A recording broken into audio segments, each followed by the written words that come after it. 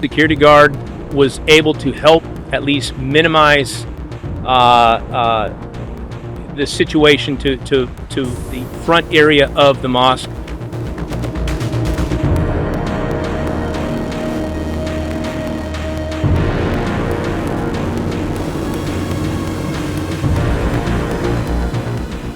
What began as a horrifying mosque attack in San Diego is now also being remembered as a story of extraordinary courage after police revealed a security guard may have prevented an even bigger massacre. What about the security guard? We had heard earlier reports that he engaged with these guys in some gunfight. Is that true? It's still preliminary. We're still looking into that. We do believe the security guard was able to help at least minimize the situation to the front area of the mosque. Authorities say 2 teenage shooters opened fire inside the Islamic Center of San Diego on 2026-05-18, killing 3 men before taking their own lives nearby. Among the victims was longtime security guard Amin Abdullah. But according to San Diego Police Chief Scott Wahl, Abdullah's actions likely saved lives. Until we know more, I don't want to speculate, but at this point I think it's fair to say his actions were heroic, and undoubtedly he saved lives today. Now, as investigators probe the attack as a possible hate crime, many are remembering him as the man who stood between worshipers and even greater tragedy. This is every community's worst nightmare.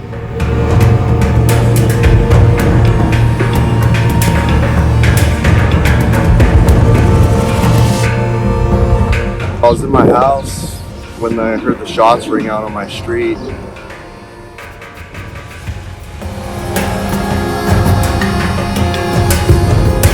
We have 3 confirmed adults that are deceased at the Islamic Center.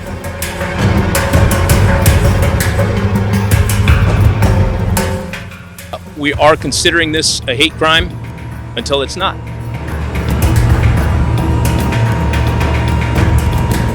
San Diego is reeling after 2 teenage suspects opened fire at the Islamic Center of San Diego, killing 3 men, including a security guard, before taking their own lives.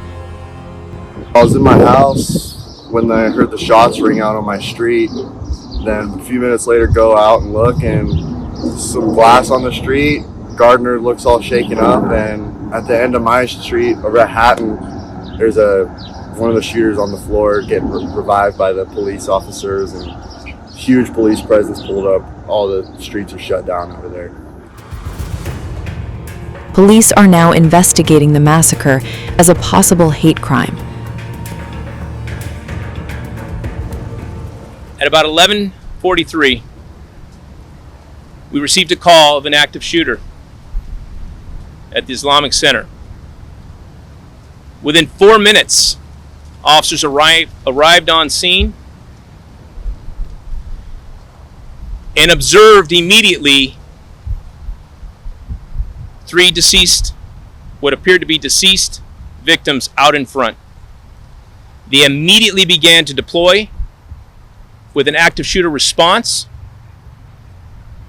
into the mosque and adjacent school. Moments later, at the 3800 block of Hatton, officers were called to that location where they found a vehicle in the middle of the street with who we believe to be the shooters in this incident, both deceased.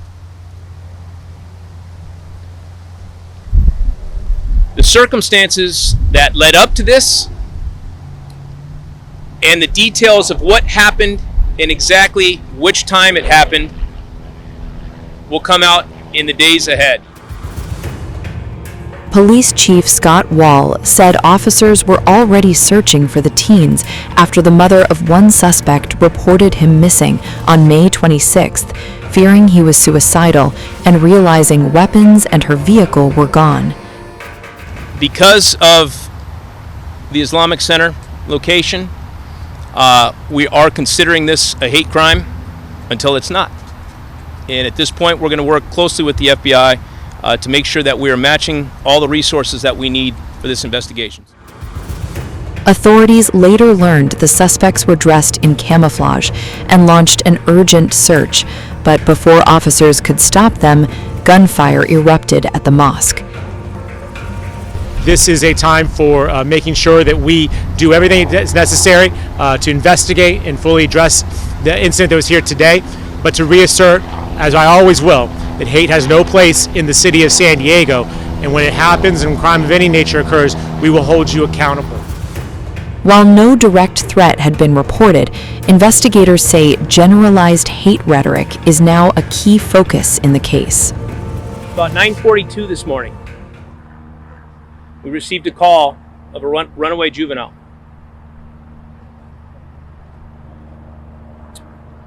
After speaking with the mom began to piece together bits and pieces of information over an extended period of time. The information that she was gathering and conveying to us began to elevate the threat level that we were perceiving with this information. She believed her son was suicidal,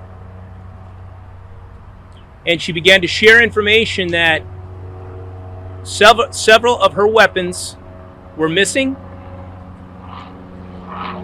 Her vehicle was missing, in addition to her son. She also said that her son was with a companion, and that they were dressed in camo, and that is not consistent with what we would typically see from somebody that is suicidal. That began to trigger a larger threat assessment picture. We noted that there were hits with the vehicle down in Fashion Valley. We dispatched officers into the area of the mall as a possible location that was a threat. We also gathered information that one of the individuals was associated in some form or fashion with Madison High School. We alerted school police department, and we dispatched officers into the area of Madison High School.